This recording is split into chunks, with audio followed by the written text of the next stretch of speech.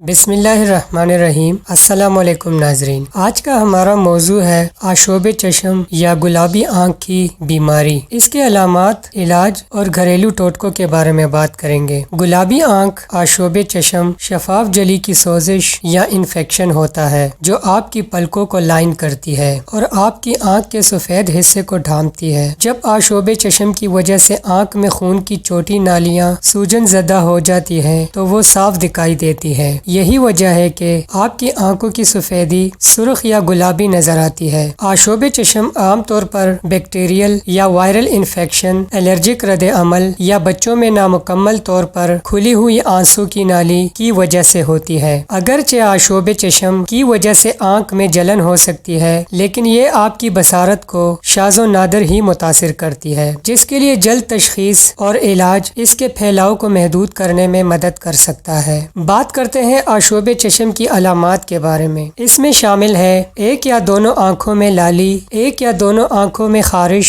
ایک یا دونوں آنکھوں میں شدید چبھن کا احساس، ایک یا دونوں آنکھوں سے خارج ہونے والا مادہ جو رات کے وقت پرت بن جاتا ہے جو آپ کی آنکھ کو صبح کے وقت کھلنے سے روک سکتا ہے، ایک یا دونوں آنکھوں سے پانی بہنا بھی اس میں شامل ہے۔ آشوب چشم کے اسباب کیا ہے؟ آشوب چشم کے اسباب یا وجوہات میں شامل ہے وائرس، بیکٹیریا، الرجی، آنکھ میں کیمیائی چھڑکاؤ، آنکھ میں جانے والی کوئی چیز، نوزائیدہ بچوں میں آنسو کی نالی کا بند ہو جانا اس میں شامل ہے۔ آشوب چشم سے ہونے والی پیچیدگیاں کیا ہے؟ بچوں اور بڑوں میں گلابی آنکھ کارنیا میں سوزش پیدا کر سکتی ہے اور بینائی کو متاثر کر سکتی ہے۔ آنکھوں میں درد کی صورت میں آپ کے ڈاکٹر کی طرف سے فوری تشخیص اور علاج دھندلا پن یا روشنی کی حساسیت جیسی پیچیدگیوں کے خطرے کو کم کر سکتی ہے۔ اب بات کرتے ہیں آشوب چشم کے پھیلاؤ کو روکنے کے طریقوں کے بارے میں۔ آشوب چشم کے پھیلاؤ کو کنٹرول کرنے کے لیے اچھی حفظان صحت کے مشق کریں۔ مثال کے طور پر اپنی آنکھوں کو اپنے ہاتھوں سے مت رگڑیں، اپنے ہاتھ اچھی طرح دھوئیں، روزانہ صاف تولیہ